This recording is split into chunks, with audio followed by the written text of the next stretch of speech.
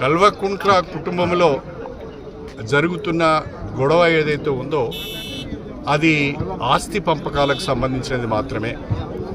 గత 10 సంవత్సరాలు అధికారంలో ఉన్న కల్వకుంట్ల కుటుంబం తెలంగాణ వనరులన్నింటినీ కూడా విపరీతంగా దోచుకున్నారు.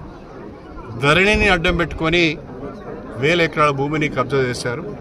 కాళేశ్వరాన్ని అడ్డం పెట్టుకొని 1000 కోట్ల రూపాయలు సంపాదించుకున్నారు. ఇప్పుడు ఆ 1000 కోట్ల రూపాయలను పంచుకునే క్రమంలో 1000 ఎకరాల భూములను పంచుకునే క్రమంలో వాళ్ళ కుటుంబంలో గొడవ జరుగుతున్నది. కల్వకుంట్ల కుటుంబం తెలంగాణ పైన పడి దోచుకున్నది. అందుకనే ప్రజలు వాళ్ళను పక్కన పెట్టారు. ఇప్పుడు కల్వకుంట్ల కుటుంబంలో జరుగుతున్న పంచాయతీతోని ప్రజలకు సంబంధం లేదు, తెలంగాణకు సంబంధం లేదు, కాంగ్రెస్ ప్రభుత్వానికి కాంగ్రెస్ పార్టీకి కూడా సంబంధం లేదు. అది వాళ్ళ కుటుంబ పంచాయతీ, ఆస్తుల గొడవ మాత్రమే. దీన్ని ప్రజలు గమనించాలని చెప్పి నేను కోరుతున్నా. ఆనాడు కవిత లిక్కర్ కేసులో ఇన్వాల్వ్ అయింది.